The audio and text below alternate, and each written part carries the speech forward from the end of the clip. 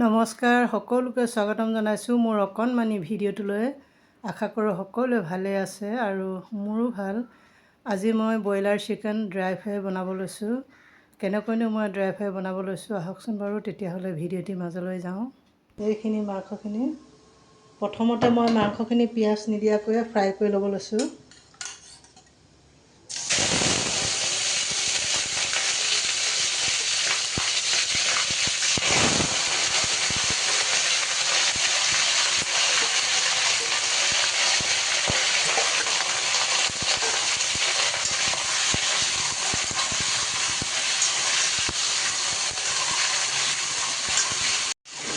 তেনেকৈ মাংসখিনি মই ভাজি মাংসৰ পানী যেতিয়া ওলাই মেলি শেষ হৈ যাব, তেল ওলাবলৈ যেতিয়া আৰম্ভ কৰিব, তেতিয়া মাংসখিনি মই বেলেগ এটা পাত্ৰত উলিয়াই ল'ম।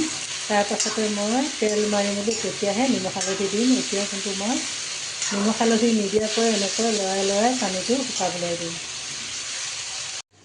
এতিয়া মাংসৰ পৰা ওলোৱা পানীখিনি শুকাই গ'ল, তেল ওলাবলৈ আৰম্ভ কৰিছে। মাংসখিনি মই বেলেগ এটা পাত্ৰতে কেৰাহীৰ পৰা উলিয়াই লৈছোঁ। তাৰপাছতে মই ইয়াত পিঁয়াজ তেল মাৰিম।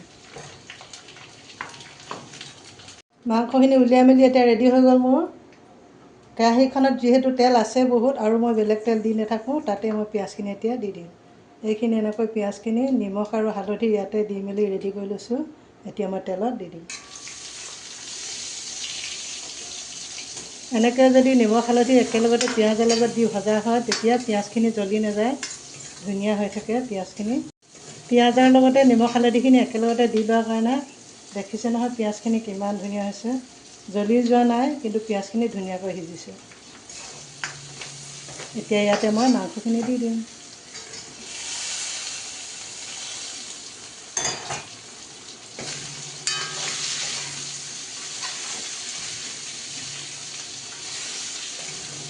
এনেকৈ যদি ব্ৰইলাৰ চিকেন বনোৱা হয়, ব্ৰইলাৰ চিকেনৰ গোন্ধ এটা আহে নহয়, সেই গোন্ধটো আকৌ মই বৰ বেয়া পাওঁ। এনেকৈ যদি শুকানকৈ প্ৰথমতে ভাজি মেলি লোৱা হয়, তেতিয়া কিন্তু সেই গোন্ধটো নাহে।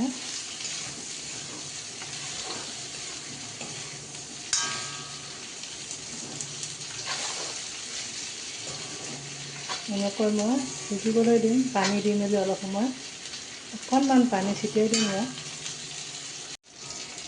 এতিয়া মোৰ ব্ৰইলাৰ চিকেন বনাই মেলি ৰেডি হৈ গ'ল, খাব পৰা হৈ গ'ল। আপোনালোকে যদি এনেকৈ নবনায় কেতিয়াবা বনাই খাবচোন, খাই ভাল লাগে। এনেকৈ বনালে ইয়াত মছলাৰ প্ৰয়োজনে নাই। মান ধনিয়া দি দিলেও হৈ যাব, পেকেটৰ মছলাৰ প্ৰয়োজন নাই। মই মান ধনিয়া দিছোঁ বাৰু, সেইখিনি দেখুৱাই নাথাকিলোঁ, ভিডিঅ'টো অন কৰিবলৈ পাহৰি গ'লোঁ তেতিয়া। এইখিনি মোৰ মাংসখিনি ৰেডি হৈ গ'ল।